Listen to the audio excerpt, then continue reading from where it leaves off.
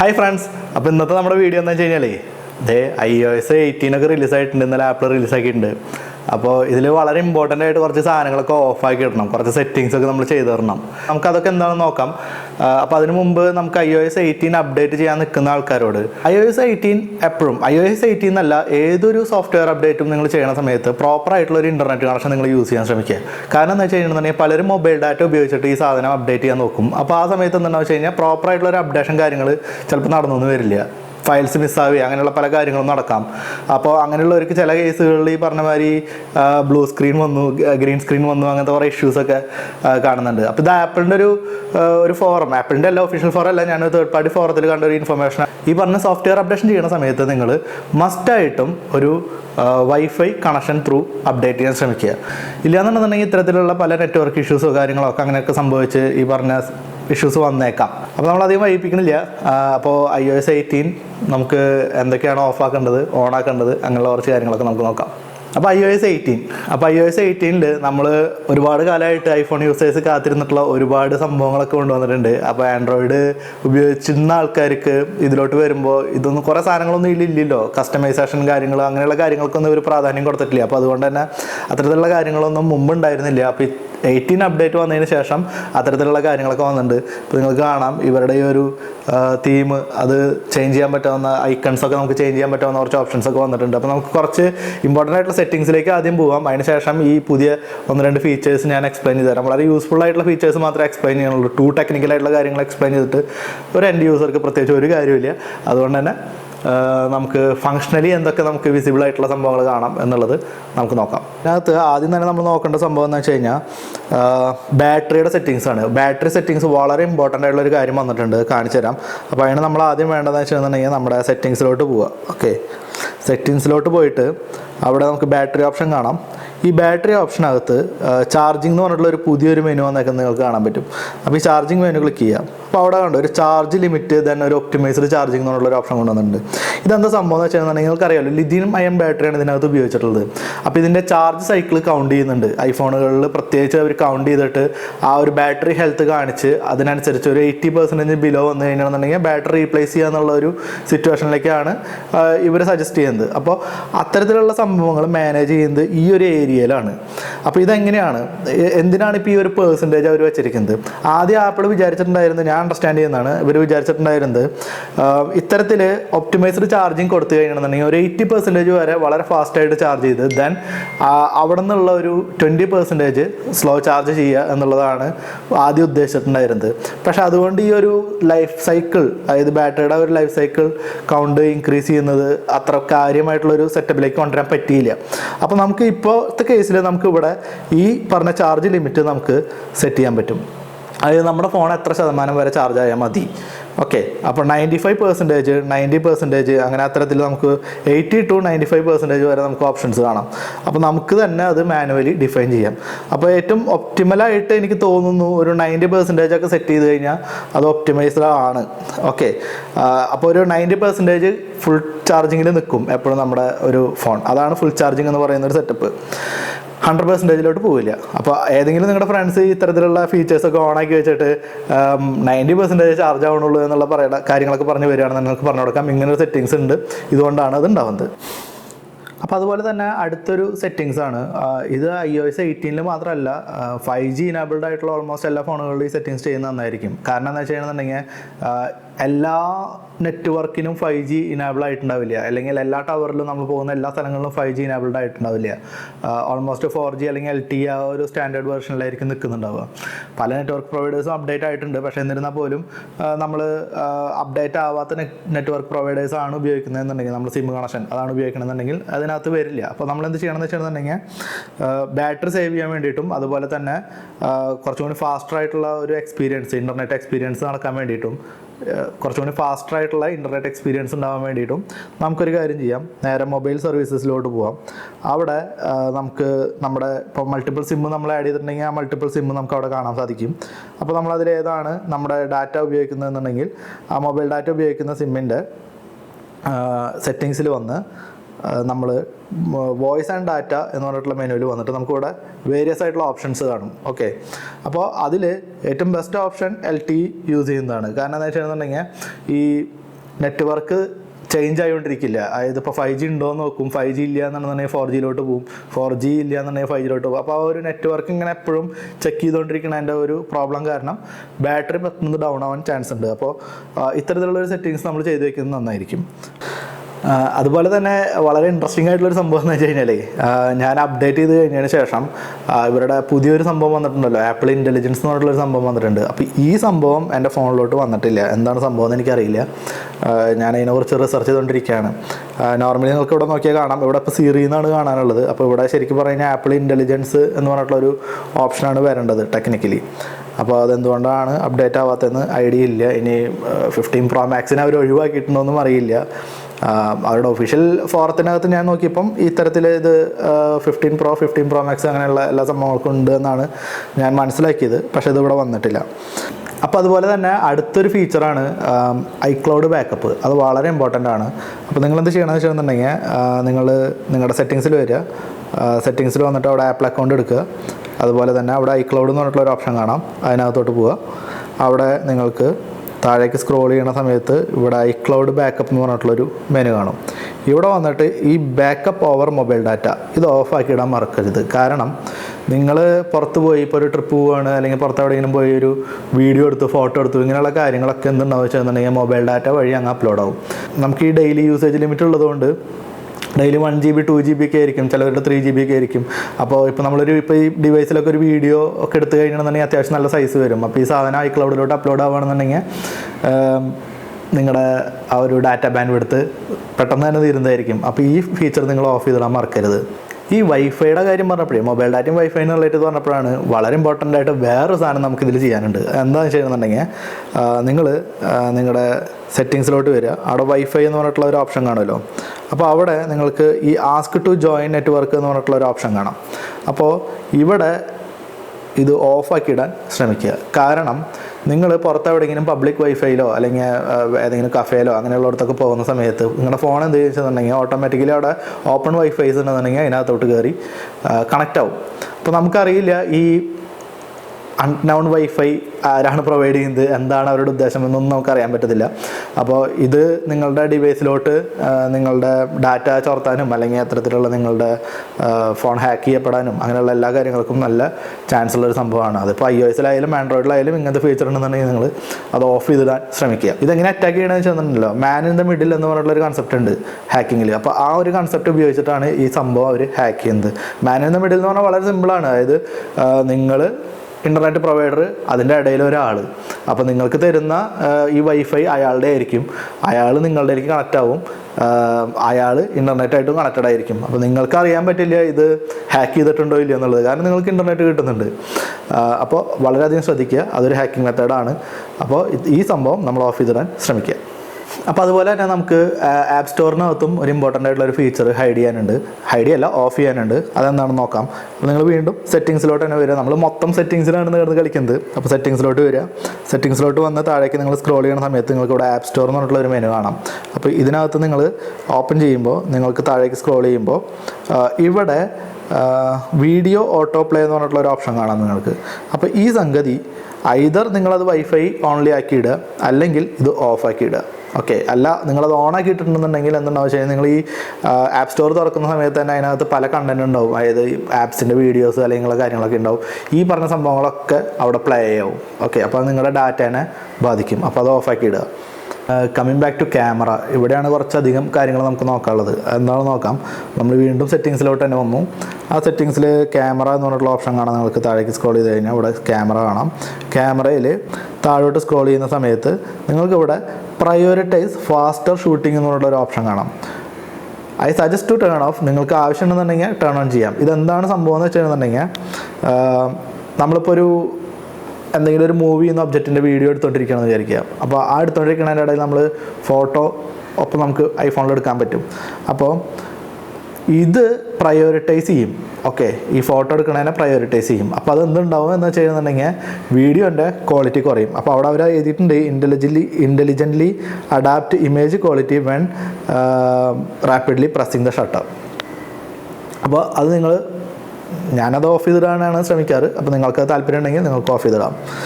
അപ്പോൾ അതുപോലെ തന്നെ അടുത്ത ക്യാമറയുടെ സെറ്റിങ്സിലോട്ട് വരുമ്പോൾ നിങ്ങൾ ഇതിൽ ഈ സ്കാൻ QR കോഡ് ആ ഓപ്ഷൻ ഓണാക്കിയിടുക. ദെൻ ഷോ ഡിറ്റക്ട് ടെക്സ്റ്റ് അത് ഓണാക്കിയിടാം. ഫോട്ടോഗ്രാഫി കുറച്ചും കൂടി ഇൻട്രസ്റ്റിംഗ് ആയിട്ടുള്ള ആൾക്കാരാണെന്നുണ്ടെങ്കിൽ നിങ്ങൾക്ക് ഈ ഗ്രിഡ് ഓണാക്കിയിടാം. അതിന് 1/3 കൺസെപ്റ്റും അങ്ങനെയുള്ള കാര്യങ്ങളൊക്കെ നമുക്ക് ഈ ഗ്രിഡ് ഓണാക്കിയിട്ട് കഴിഞ്ഞാൽ കറക്റ്റായിട്ട് കിട്ടും. ദെൻ മേക്ക് ഷുവർ ദാറ്റ് ഈ പറഞ്ഞ മിറർ ഫ്രണ്ട് ക്യാമറ എന്നുള്ള ഓപ്ഷൻ ഓഫ് ആക്കിയിട്ടുണ്ടെന്നുള്ളത് നിങ്ങൾക്ക് വേണമെങ്കിൽ ഓണാക്കിയിടാം. അത് നോർമലി റെക്കമെൻഡ് ചെയ്യുന്നില്ല, കാരണം ഒരു തലതിരിഞ്ഞൊരു രീതിയിലായിരിക്കും ആ ഒരു ഫോട്ടോ നമ്മൾ എടുക്കുമ്പോൾ അത് വരിക. ദെൻ വീഡിയോ റെക്കോർഡിങ്ങിൻ്റെ ഭാഗത്തോട്ട് വരുമ്പോൾ നിങ്ങൾക്കിവിടെ ശ്രദ്ധിച്ചാൽ കാണാം 4K 60 FPS-ലാണ് 15 Pro Max-ലൊക്കെ വീഡിയോ ഇത് സപ്പോർട്ട് ചെയ്യുന്നത്. നിങ്ങൾ ചിലപ്പോൾ 15 ആയിരിക്കും ഉപയോഗിക്കുന്നുണ്ടാവുക.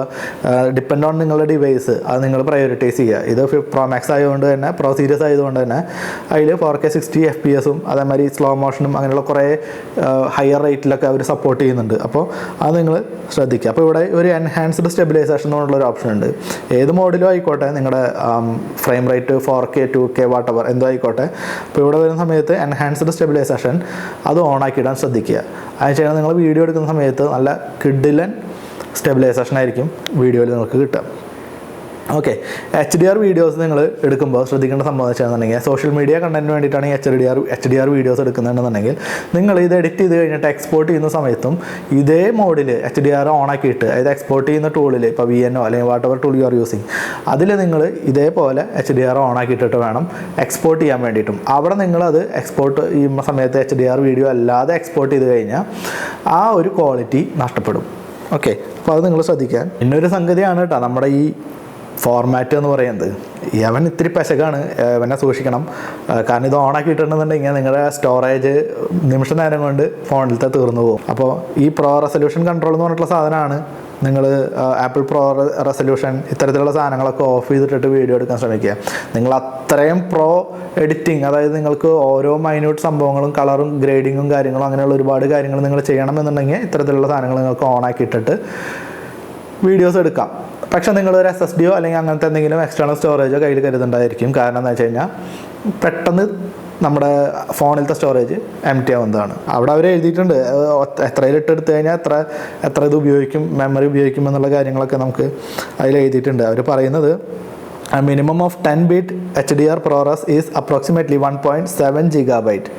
ഓക്കെ, അപ്പോൾ ഇത് 1 മിനിറ്റ് പ്രോ റെസൊല്യൂഷൻ വീഡിയോ എന്ന് പറഞ്ഞു കഴിഞ്ഞിട്ടുണ്ടെങ്കിൽ 1.7 GB ആയിരിക്കും.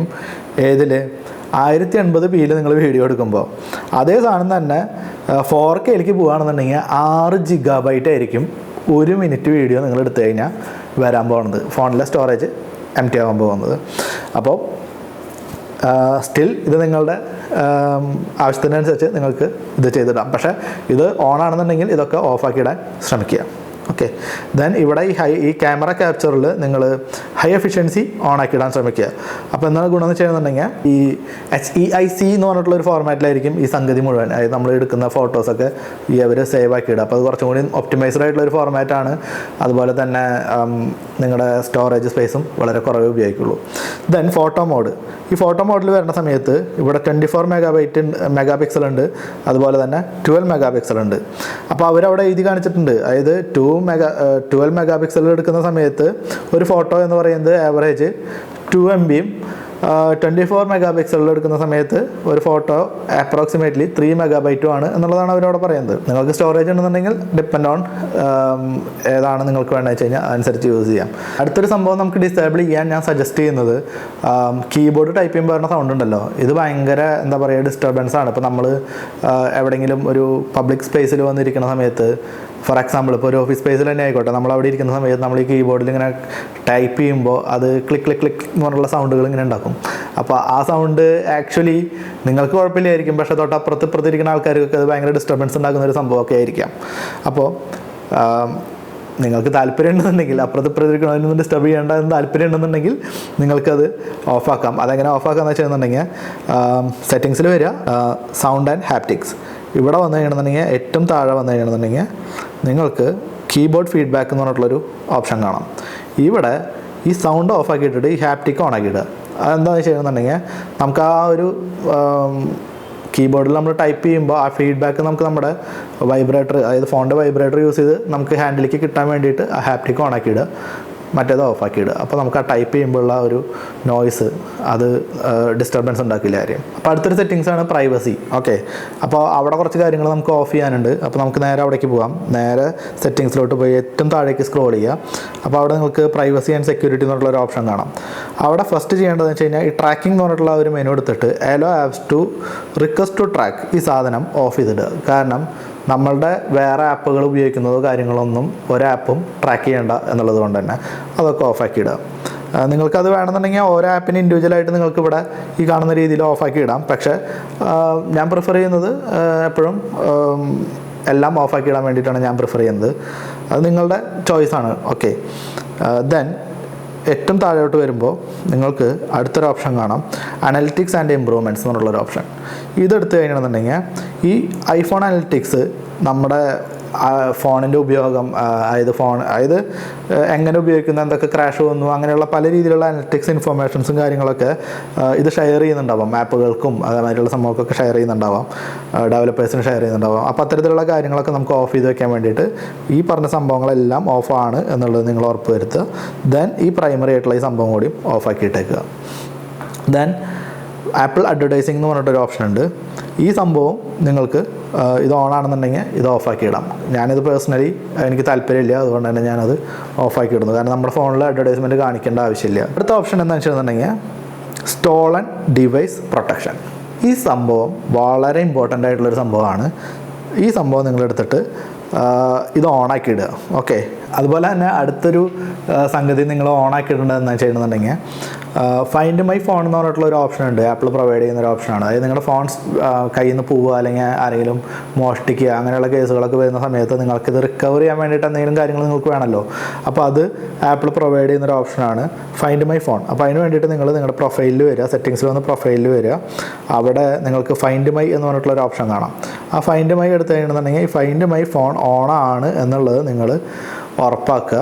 അതുപോലെ തന്നെ ഈ സെൻഡ് ലാസ്റ്റ് ലൊക്കേഷൻ എന്ന് പറഞ്ഞിട്ടുള്ള ഒരു സംഭവം ഓണാക്കി ഇടുക. അപ്പോൾ ഈ സംഭവം എന്ന് വെച്ച് കഴിഞ്ഞാൽ ഈ ഫോണെങ്ങാനും ബാറ്ററി ക്രിട്ടിക്കലി ഡൗൺ ആയി ഓഫ് ആവുകയാണെന്നുണ്ടെങ്കിൽ ലാസ്റ്റ് ഏത് ലൊക്കേഷനിലാണോ ഉണ്ടായിരുന്നത് ആ ഇൻഫർമേഷൻ ആപ്പിളിൻ്റെ സെർവറിലോട്ട് സെൻഡ് ചെയ്യുന്നതായിരിക്കും. അപ്പോൾ നമുക്ക് നമ്മുടെ ആപ്പിളിൻ്റെ അക്കൗണ്ട് വെച്ചിട്ട് അല്ലെങ്കിൽ ആപ്പിളിൻ്റെ വേറെ ഡിവൈസുകൾ നമ്മുടെ കയ്യിലുണ്ടെന്നുണ്ടെങ്കിൽ അത് വെച്ചിട്ട് നമുക്ക് ഈ പറഞ്ഞ ഫോണിന് ലാസ്റ്റ് എവിടെയാണോ ഓഫ് ആയിട്ടുള്ളത് എന്നുള്ളതൊക്കെ ട്രാക്ക് ചെയ്യാൻ പറ്റും.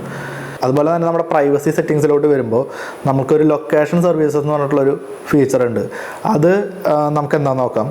ഇതെന്താ സംബന്ധിച്ചെന്നുണ്ടെങ്കിൽ നമ്മളുടെ കറണ്ട് ലൊക്കേഷൻ ഈ പറഞ്ഞ ആപ്പുകൾ എല്ലാം ഉപയോഗിക്കുന്നുണ്ട്. ഓക്കെ, പല ആപ്ലിക്കേഷൻസും ആ ലൊക്കേഷൻസ് ഉപയോഗിക്കുന്നുണ്ട്. അപ്പോൾ ഏതൊക്കെ ആപ്സാണ് ആ ലൊക്കേഷൻസ് ഉപയോഗിക്കണേ എന്നുള്ളത് നിങ്ങൾക്ക് ഇവിടെ താഴെയുള്ള ലിസ്റ്റിൽ കാണാൻ പറ്റും. അതുപോലെ തന്നെ നിങ്ങൾക്ക് ഈ സംഭവം ഓഫ് ആക്കി ഇടണമെന്നുണ്ടെങ്കിൽ നിങ്ങൾക്ക് ഈ പറഞ്ഞ ലൊക്കേഷൻ സർവീസസ് ഓഫ് ആക്കി ഇടാം, ടേൺ ഓഫ് ആക്കി ഇടാം. അല്ലെങ്കിൽ സ്പെസിഫിക്കലി നിങ്ങൾക്ക് ഏതിനാണോ നിങ്ങൾക്ക് ഡിസേബിൾ ചെയ്യേണ്ടത് അതും നിങ്ങൾക്ക് വന്ന് ഡിസേബിൾ ചെയ്യണം. അപ്പോൾ നമുക്ക് പുതിയതായിട്ട് ഇൻട്രൊഡ്യൂസ് ചെയ്ത 1-2 ഫീച്ചേഴ്സൊക്കെ നോക്കാം. അപ്പോൾ അതിലെനിക്ക് ഇഷ്ടമായ 1-2 ഫീച്ചേഴ്സാണ് ഞാൻ അവിടെ കാണിക്കുന്നുള്ളൂ കേട്ടോ. അപ്പോൾ ഒന്നെന്ന് പറയുന്നുണ്ടെങ്കിൽ നമുക്ക് ഫ്ലാഷ് ലൈറ്റാണ്. അതായത് നമ്മൾ ഫോണിൽ ഫ്ലാഷ് ഓൺ ചെയ്ത് കഴിഞ്ഞാൽ ഇത്തരത്തിലുള്ളൊരു ഇൻ്റർഫേസ് വരുന്നുണ്ട്, കണ്ടോ.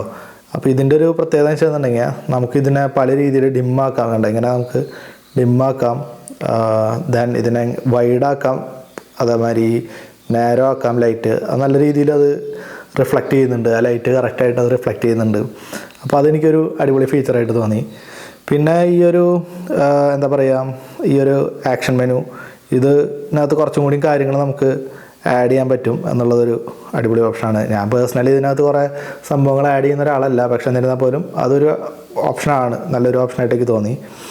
Then the most awaiting thing എന്താണ്, നമ്മുടെ ഈ കളറ് മാറ്റാൻ പറ്റുന്നത്, ഐക്കണിൻ്റെ കളറും അതേമാതിരിയുള്ള സംഭവങ്ങളൊക്കെ മാറ്റാൻ പറ്റുന്നത് അതും അടിപൊളിയൊരു ഫീച്ചറാണ്. അതെങ്ങനെയാണെന്ന് വെച്ചാൽ നമ്മൾ ഇവിടെ നിന്ന് പ്രസ് ആൻഡ് ഹോൾഡ് ചെയ്ത് കഴിഞ്ഞിട്ടുണ്ടെങ്കിൽ നമുക്കിവിടെ ഒരു എഡിറ്റ് ഓപ്ഷൻ വരും. അവിടെ ഈ ഒരു കസ്റ്റമൈസ് എന്നുള്ളൊരു ഓപ്ഷൻ കണ്ടോ, ഇത് എടുത്തു കഴിഞ്ഞാൽ നമുക്ക് ഇത്തരത്തിൽ നമുക്ക് ലൈറ്റ്, ഡാർക്ക്, ഓട്ടോമാറ്റിക്, ടിൻറ്റഡ് ഇത്തരം ഓപ്ഷൻസ് കാണാം. ലൈറ്റ് ഇട്ട് കഴിഞ്ഞിട്ടുണ്ടെങ്കിൽ നോർമൽ പഴയത് എന്തായിരുന്നോ ആ സംഭവം വരും. ഡാർക്കാക്കി കഴിഞ്ഞിട്ടുണ്ടെന്നുണ്ടെങ്കിൽ ആ ഒരു ഡാർക്ക് മോഡിലോട്ട് മാറും. ഓട്ടോമാറ്റിക് ഇടുന്നുണ്ടെങ്കിൽ അത് നമ്മുടെ ടൈമും സംഭവങ്ങളും അതായത് ലൈറ്റും കാര്യങ്ങളൊക്കെ അനുസരിച്ച് ഓട്ടോമാറ്റിക്കായിട്ട് ആ കളർ ഫെയ്ഡ് ഇത് മാറിക്കൊണ്ടിരിക്കും. ദെൻ ഇതിൽ തന്നെ 2 ഓപ്ഷൻ ഉണ്ട്. നമുക്ക് ലാർജ് ഐക്കൺസ് കാണിക്കാനും സ്മോൾ ഐക്കൺസ് കാണിക്കാനുള്ള 2 ഓപ്ഷൻസ് ഒക്കെ ഉണ്ട്. അപ്പോൾ പേഴ്സണലി എനിക്ക് ഈ സ്മോൾ ഐക്കണാണ് ഇഷ്ടമായത്. പിന്നെ ഈ ടിൻറ്റഡ് ഓപ്ഷൻ, ഈ ടിൻഡറിൽ നമുക്ക് ഇത് കണ്ടില്ലേ, ഇത്തരത്തിൽ നമുക്ക് കളറുകൾ നമുക്ക് മാറ്റാൻ പറ്റുന്നതാണ് അതിൻ്റെ ഒരു സംഭവം. നമുക്ക് ഇഷ്ടമുള്ള രീതിയിൽ ഇങ്ങനെ കളറുകൾ ഇതിൻ്റെയൊക്കെ മാറ്റി ഒരു വെറൈറ്റി ലുക്ക് നമുക്ക് നമ്മുടെ ഫോണിന് കൊടുക്കാൻ പറ്റും. അതൊരു അടിപൊളി ഓപ്ഷനായിട്ട് എനിക്ക് തോന്നി. അപ്പോൾ ഈ രണ്ട് ഓപ്ഷൻ വളരെ എന്താ പറയുക രസകരമായിട്ടുള്ള രണ്ട് ഓപ്ഷനാണ്. പ്രത്യേകിച്ച് യൂസ് ഉണ്ടോ എന്ന് ചോദിച്ചു കഴിഞ്ഞാൽ അതുകൊണ്ട് പ്രത്യേകിച്ച് ഒരു യൂസൊന്നുമില്ല. നമുക്കിത് ഫോണിൻ്റെ ഒരു പഴയ രീതിയിലുള്ള ഒരു ഡിസ്പ്ലേ മാറി ഇതൊരു ഇൻ്റർഫേസ് മാറി നമുക്ക് പുതിയൊരു ഇൻ്റർഫേസ് ഇടയ്ക്കിടയ്ക്ക് മാറ്റി കളിക്കാം എന്നുള്ളത് മാത്രമേ ഒരു ഇതുള്ളൂ. ദെൻ ഇവിടെ ഈ ഒരു ഐക്കൺ വെച്ചിട്ട് നമുക്ക് ഈ ഇതിലുള്ള ഏതെങ്കിലും ഒരു കളർ നമുക്ക് വേണമെങ്കിൽ സ്പെസിഫിക് ആയിട്ട് അത് ചൂസ് ചെയ്ത് നമുക്ക് ആ ഒരു വാൾപേപ്പറിലുള്ള കളർ നമുക്കത് ചൂസ് ചെയ്തിടാം. അപ്പോൾ ഇത്ര ഓപ്ഷൻസാണ് അതിൽ വരുന്നത്. പിന്നെ നമുക്കേ പുതിയൊരു ഫീച്ചർ എന്താണെന്ന് വെച്ചിട്ടുണ്ടെങ്കിൽ അത് അടിപൊളി സംഭവമാണ്. നമുക്ക് ആപ്പുകളെ ലോക്ക് ചെയ്യാം. ഫേസ് ഐ ഡി വെച്ചിട്ട് നമുക്ക് ലോക്ക് ചെയ്യാം. ഫോർ എക്സാമ്പിൾ ഇപ്പോൾ സ്നാപ്ചാറ്റ് ആരും തുറക്കണ്ടെന്നുണ്ടെങ്കിൽ എനിക്കത് പ്രസ് ആൻഡ് ഹോൾഡ് ചെയ്ത് കഴിഞ്ഞാൽ ഇവിടെ റിക്വയർ ഫേസ് ഐ ഡി എന്നുള്ളൊരു ഓപ്ഷൻ വരുന്നുണ്ടോ. ഇത് ചൂസ് ചെയ്ത് കഴിയണമെന്നുണ്ടെങ്കിൽ രണ്ട് ഓപ്ഷൻ അവിടെ ചോദിക്കും. ഇത് ഓപ്പൺ ചെയ്യാൻ റിക്വയർ ഫേസ് ഐ ഡി വേണോ അതോ ഈ സംഭവത്തിനെ മൊത്തമായിട്ട് ഹൈഡ് ചെയ്ത് വെക്കണോ എന്നുള്ളത്. അപ്പോൾ ഞാനിപ്പോൾ പറയുകയാണ് ഇതിന് മൊത്തം ഹൈഡ് ചെയ്യാൻ പറയുകയാണ്. മൊത്തം ഹൈഡ് ചെയ്തോ. അപ്പോൾ നമ്മുടെ ഫേസ് ഐ ഡി വെച്ച് വെരിഫൈ ചെയ്ത് ഹൈഡ് ആപ്പ് കൊടുക്കുക, സാധനം ഹൈഡായി. ഇനി ഈ ഹൈഡായ സാധനത്തിന് അവിടെ നിന്ന് കാണാൻ പറ്റുന്നുണ്ട് തന്നെ നമുക്കിങ്ങനെ ഏറ്റവും ലാസ്റ്റിലോട്ട് പോയി കഴിഞ്ഞാൽ ഇത്തരത്തിലുള്ളൊരു ഡോക്ക് വരും. അവിടെ ഹിഡൻ എന്നുള്ളൊരു ഓപ്ഷൻ കണ്ടോ, നമ്മളത് എടുക്കുക. അപ്പോൾ വീണ്ടും നമ്മുടെ ഫേസ് ഐ ഡി വെരിഫൈ ചെയ്ത് അവിടെ സ്നാപ്ചാറ്റ് വന്നു. ആ സ്നാപ്ചാറ്റ് തുറക്കുമ്പോൾ പോലും നമുക്ക് നമ്മുടെ ഫേസ് ഐ ഡി വെരിഫൈ ചെയ്യുക. അപ്പോൾ അത് അടിപൊളി ഒരു ഫീച്ചറായിട്ട് എനിക്ക് തോന്നി. നമുക്ക് ആവശ്യമില്ലാത്ത സംഭവങ്ങളൊക്കെ നമുക്ക് ഇങ്ങനെ ഹൈഡ് ചെയ്ത് വയ്ക്കാം. അതായത് വേറെ ആരും നമ്മൾ ഒരാൾക്ക് ഫോൺ കൊടുക്കുന്ന സമയത്ത് അവർക്കത് കാണണ്ടെന്നുണ്ടെങ്കിൽ പോലും നമുക്കത് ഹൈഡ് ചെയ്ത് വയ്ക്കാനുള്ള ഓപ്ഷൻ ഉണ്ട്. ദെൻ അടുത്തൊരു ഇൻട്രസ്റ്റിംഗ് ആയിട്ടുള്ള ഫീച്ചറാണ് ഈ പാസ്വേഡ്സ് എന്ന് പറഞ്ഞിട്ടുള്ളത്. ഇതും ഫേസ് ഐ ഡി വെച്ചിട്ട് പ്രൊട്ടക്റ്റഡ് ആണ്, അങ്ങനെ എല്ലാവർക്കും ചെയ്യാൻ പറ്റില്ല. അപ്പോൾ ഇതിൽ നമ്മളുടെ ഈ ഓൾ എടുത്തു കഴിഞ്ഞിട്ടുണ്ടെങ്കിൽ ഇതിനകത്ത് സ്റ്റോർ ചെയ്തിട്ടുള്ള എല്ലാ പാസ്വേഡുകളും കാര്യങ്ങളും അവിടെ കാണാൻ പറ്റും. ഇനി ഇതേ സാധനം തന്നെ നമുക്ക് ഫാമിലി മെമ്പേഴ്സിന് ഷെയർ ചെയ്യണം അങ്ങനെയുള്ള കാര്യങ്ങളൊക്കെ ഉണ്ടെന്നുണ്ടെങ്കിൽ അതിനുള്ള ഓപ്ഷനൊക്കെ ഇവിടെ കൊടുത്തിട്ടുണ്ട്. പേഴ്സണലി ഞാൻ റെക്കമെൻഡ് ചെയ്യുന്നില്ല നമ്മുടെ പാസ്വേഡ് ഫാമിലി മെമ്പർ ആയാൽ പോലും ഷെയർ ചെയ്യാന്നുള്ളത്. ബട്ട് ഇറ്റ് ഈസ് ദർ, അത് നമുക്ക് ചെയ്യാം. ഇപ്പോൾ വൈഫൈ ആണെന്നുണ്ടെങ്കിൽ വൈഫൈ എത്ര വൈഫൈ ഉണ്ട് നമ്മൾ കണക്ട് ചെയ്തിട്ടുണ്ട് അതിൻ്റെ എല്ലാം പാസ്വേഡ് അവിടെ വന്ന് കിടപ്പുണ്ടാവും. നമുക്കത് ഷെയർ ചെയ്യാം. അത്തരത്തിലുള്ള കുറച്ച് ഓപ്ഷൻസ് അത് ഇതുവരായിട്ട് ഇല്ലാത്തൊരു ആപ്പായിരുന്നു. അപ്പോൾ പുതിയൊരു ആപ്പ് അവർ ഇൻട്രൊഡ്യൂസ് ചെയ്തിട്ടുണ്ട്. പിന്നെ കോൾ റെക്കോർഡിംഗ് ഫീച്ചറാണ്. That's not a big deal. അത് ആപ്പിളിൽ ഉണ്ടായിരുന്നില്ല, ഇപ്പോൾ അത് കൊണ്ടുവന്നിട്ടുണ്ട്. പിന്നെ ആൽബം, ഫോട്ടോ എഡിറ്റിങ്ങും അങ്ങനത്തെ കുറച്ച് കാര്യങ്ങളിലൊക്കെ ഒരു മൈനറായിട്ടുള്ള ചേഞ്ചസ് ആണ്. അതിൻ്റെ ഒരു ഹൈ ഫങ്ഷനാലിറ്റി നമുക്ക് ഉപയോഗിക്കണമെന്നുണ്ടെങ്കിൽ 16 സീരീസ് തന്നെ നമ്മൾ ഉപയോഗിക്കേണ്ടി വരും മിക്കവാറും. പഴയ ഡിവൈസ് ഓൾഡർ ഡിവൈസസ് ലൈക്ക് 13, 14 അങ്ങനെയുള്ളതിലൊക്കെ എനിക്ക് തോന്നുന്നില്ല അത് അപ്ഡേറ്റ് വന്നിട്ടുണ്ടെങ്കിൽ പോലും ഒരു പെർഫെക്റ്റ് ആയിട്ടുള്ള ഒരു രീതിയിൽ ഉപയോഗിക്കാൻ പറ്റും എന്നുള്ളത്. എന്നാൽ 16 വരുന്ന സമയത്ത് അത് ഉപയോഗിക്കാൻ പറ്റും. 16 Pro മോഡലുകളിലൊക്കെ ഉപയോഗിക്കാൻ പറ്റും എന്നുള്ളതാണ് മനസ്സിലാക്കുന്നത്. അപ്പോൾ ഇത്രയും പറഞ്ഞുകൊണ്ട് നമ്മുടെ ഈ ചെറിയൊരു വീഡിയോ ഇവിടെ അവസാനിപ്പിക്കുകയാണ്. അപ്പോൾ എല്ലാ കൂട്ടുകാരും നമ്മുടെ ചാനൽ സബ്സ്ക്രൈബ് ചെയ്യുക, സപ്പോർട്ട് ചെയ്യുക, അതുപോലെ തന്നെ മാക്സിമം ഷെയർ ചെയ്യുക.